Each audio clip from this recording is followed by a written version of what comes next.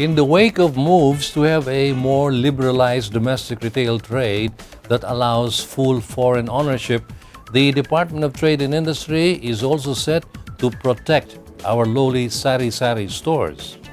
DTI is seeking to impose minimum capital requirement for the small and micro retailers.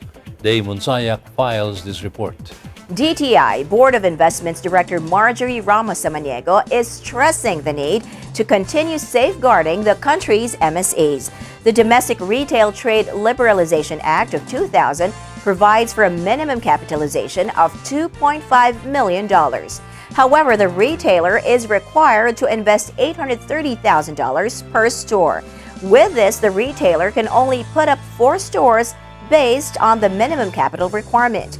The $2.5 million minimum capital requirement is not a problem with foreign retailers. However, the $830,000 capital requirement per store is the problem that foreign retailers want removed from the provisions of the law.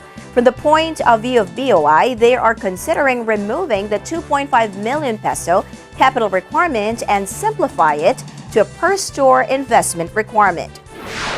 Meanwhile, BOI is consulting with the Philippine Retailers Association to come up with a threshold for the minimum capital requirement for the small and micro retailers.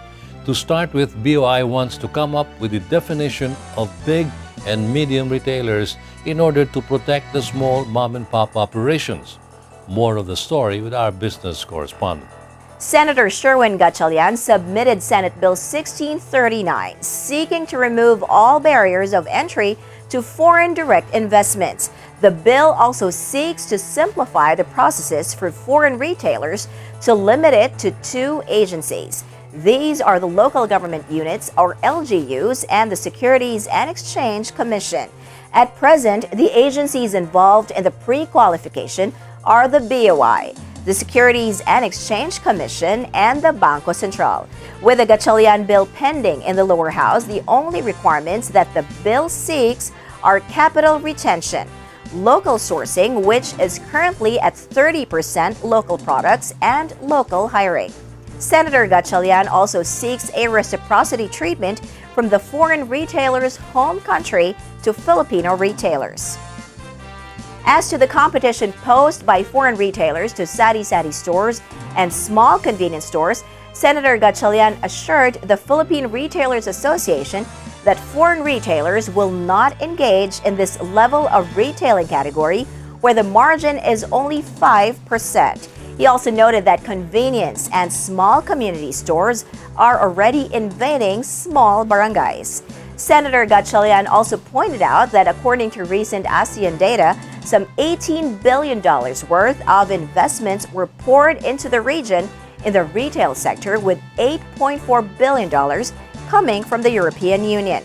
Of the total investments, Thailand got $3.1 billion worth of investments, while the Philippines only got $100 million. The largest share went to the tiny country of Singapore, with 48 of the total amount. According to the data, 31 countries that abolished the minimum capital requirement to foreign retailers have increased their annual foreign direct investments with an average gain of 144.7%. Senator Sherwin Gatchalian is advocating not only for full foreign ownership, but also the cutting of bureaucratic red tape.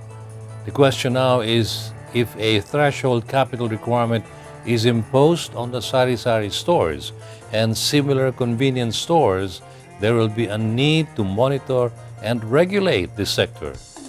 Can we do this effectively and efficiently?